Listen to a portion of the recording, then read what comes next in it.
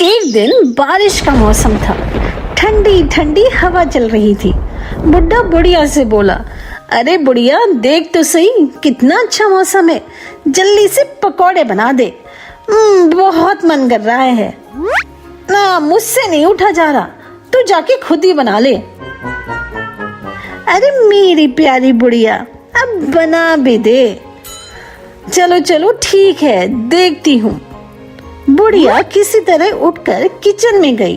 अरे यहाँ तो सिर्फ एक ही आलू है और बेसन तो है ही नहीं।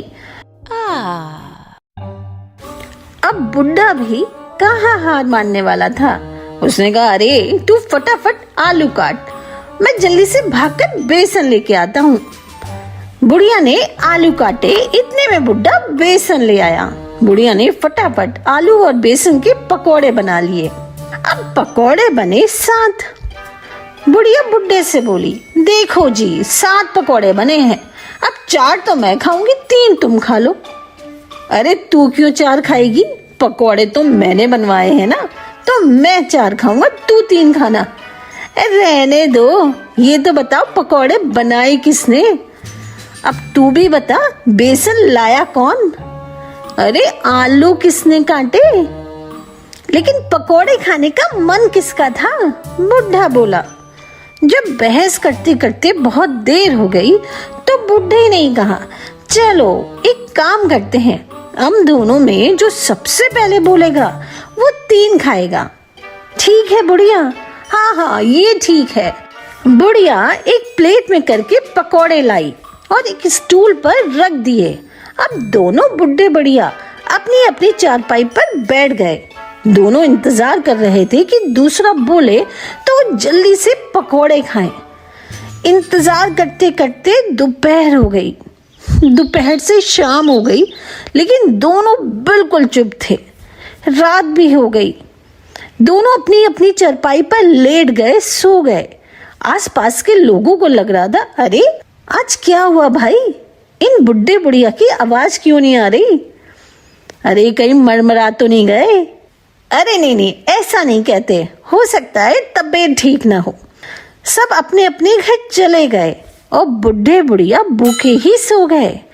पकोड़े वैसे के वैसे ही स्टूल पर रखे थे।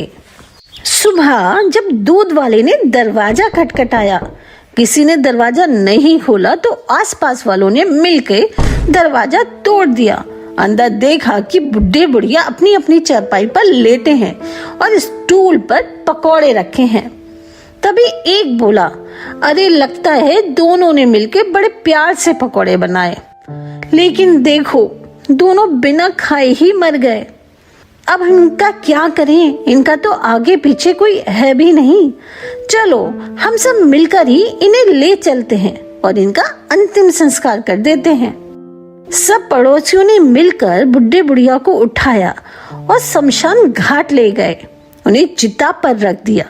बुड्ढे बुढ़िया अब भी बिल्कुल चुप थे। जैसे ही पड़ोसी चिता में आग लगाने को हुए, बुड्ढा एकदम से बोल उठा, अरे बुढ़िया तू ही 4 खा लेना, मैं 3 ही खा लूंगा। बाई चांस उस समय आदमी भी साथ ही थे। सब चिल्लाए, अरे ये तो मर के भूत बन गए और हमें खाने की बात कर रहे हैं, भागो भागो। सब सिर पर पैर रखकर भागे। बुड्ढे बुढ़िया भी भागकर घर आ गए और सबसे कहने लगे, अरे हम लोग भूत भूत कुछ नहीं है, हम दोनों में तो शर्त लगी थी कि जो पहले बोलेगा वो 4 पकोड़े खाएगा।